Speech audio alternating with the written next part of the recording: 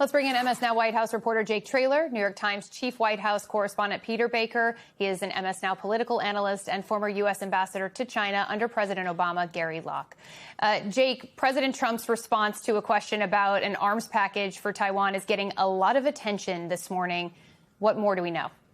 Yeah, Ariel, look, he was asked point blank on Air Force One by a reporter if the United States would defend Taiwan in the case of a Chinese attack. And President Trump told the reporter that he was actually asked that exact same question by President Xi in their earlier conversations. And he said that he told President Xi, quote, "I don't talk about that." Look, Xi warned Trump at the beginning of these two-day conversations that there was a just serious significance here in terms of how the United States and China go about these Taiwanese independence, saying that it could potentially have clashes and conflicts if they don't get to an agreeable place here.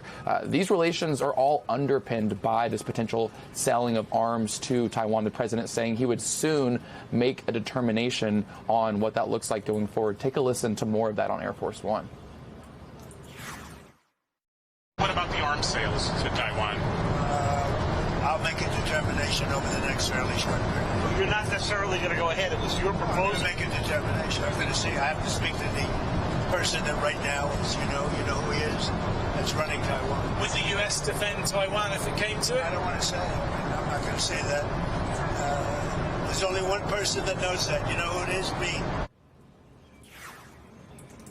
Ariel, just to even more underscore the significance of this issue, it was reported by Chinese state media that at some point in the conversations over the past couple of days, President Xi told President Trump that when it comes to the Taiwan question, that is the sole and most significant aspect of the ongoing United States and Chinese relations. So a really clearly significant moment that we are still waiting on, as the president says he's still going to make that determination shortly, but not made during this trip. So, Peter, what do you make of the ambiguity that the president is sort of enlisting in this moment when the aid package to Taiwan, the military package for Taiwan, has broad bipartisan support? He's being ambiguous at best about whether or not the U.S. would defend Taiwan if the circumstances warranted. How should we all be reading this, and how is China reading this? Yeah, first of all, let's remember that traditional American policy with regard to Taiwan has been something called strategic ambiguity. We have never, we have officially said we would defend Taiwan against a Chinese attack.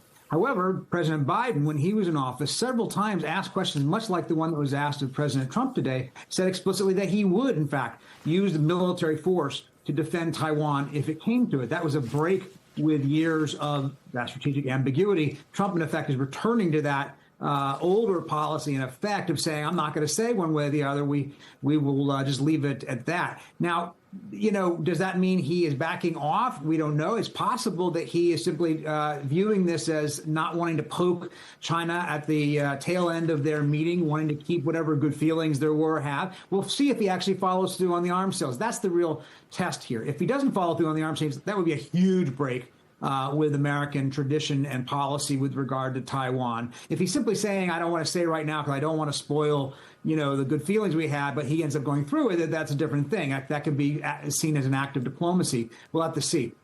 Yeah, and this president tends to operate in an aura of ambiguity in general, so this may not be such a departure from what we've seen in other realms.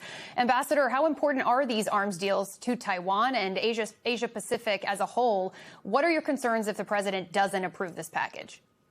Well, obviously, Taiwan is very concerned whether or not the United States is following through on its ambiguity toward it, but underlying support for Taiwan and its policy of saying that Taiwan and the mainland should resolve this peacefully without force. But the other nations are going to be watching to see whether or not America's word or commitment in terms of assistance, military or economic, really means anything. The Congress passed the arms sale on a bipartisan basis. It was initiated by the administration, the Trump administration. And so people are going to be watching. Can we trust America to follow through? Jake, the Iran war, also very much a factor on this trip. Take us into those conversations. Yeah, look, the president said he's asking no favors of President Xi and China when it comes to the Iranian conflict that has gone on now for months. The president did say they agreed on some of the more large and obvious issues, that they said that Iran should not have a nuclear weapon, that the Strait of Hormuz should be open. Trump did really notably say that he is considering lifting sanctions on Chinese companies that buy Iranian oil. That is largely significant. China tends to be the largest buyer of Iranian oil. So if that is the case, that would be quite the move. And that also seems to be the theme of some of the conversations the president had in regards to Iran, in regards to Taiwan, is that there were conversations had, there was no substantive detail reached, and that the president is now making considerations, in this case, about lifting oil sanctions. Take a listen to the president speaking about that on Air Force One hours ago. I'm not asking for any favors, because when you ask for favors, you have to do favors in return. We don't need favors. We did discuss Iran. We feel very similar to Iran. We want that to end. We don't want them to have a nuclear weapon. We want the straits open. We're closing it now. They closed it, and we closed it on top of them. President Xi and China's comments around the war, though, have shed no clear light exactly on how Beijing might use their influence in Tehran to help end a war that China has said should have never started in the first place. So, Ambassador, Iran is heavily dependent, beholden to China. How likely is it that China could play a constructive role in trying to reopen the Strait of Hormuz and wind down this conflict? What could their involvement look like? Well, first of all, people should know that China gets very little of its energy supply from Iran. Yes, it is Iran's major buyer of oil, but the oil coming from the entire Middle East, the Gulf states and Iran, count for less than about 6% of the total energy supply that China uses. China really gets most of its energy from coal, nuclear, wind, and solar.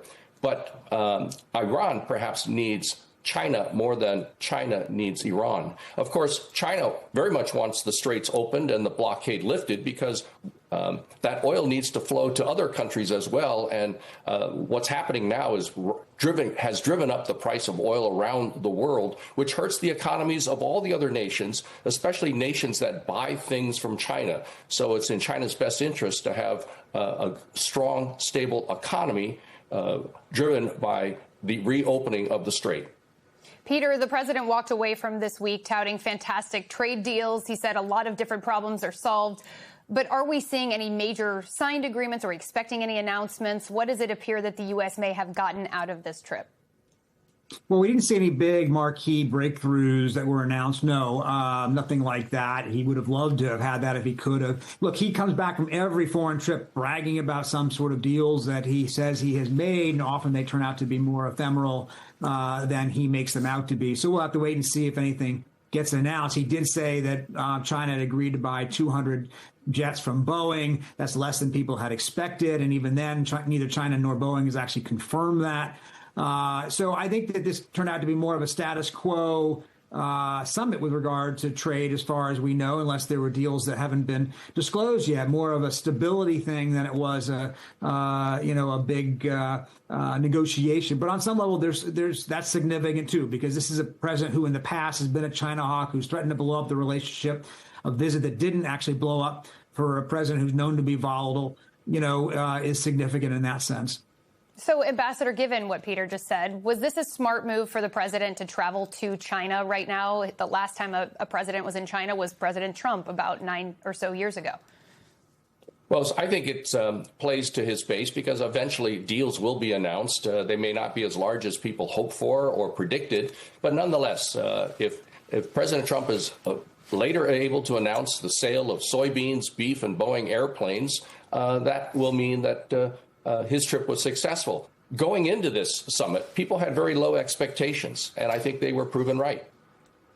She has warned of the so-called Thucydides trap. Much has been made of that comment, where it's a reference to a dominant power being threatened by an emerging one. He also outright basically threatened the U.S. to keep it in line with Taiwan. Given how at will she kind of seems to feel at this point with his bold statements, is China sensing an opening with President Trump? Why do you believe that the leader has been so outspoken during this trip? Well, I think it's very clear that President Xi is very confident. He's basically president for life. He knows that President Trump has low approval ratings in the United States, and the war is very unpopular, and prices are sky high. So he's coming into this meeting and hosting President Trump from a position of strength and great confidence. Flattering President Trump with a lot of pageantry and state dinners and performances. But in the end, it is just the status quo, continuation of the status quo. It's a very important point that it's not just Americans who are paying attention to public sentiment here at home. It's also our allies and adversaries as well. Jake Traylor, Ambassador Gary Locke, and Peter Baker, thank you all.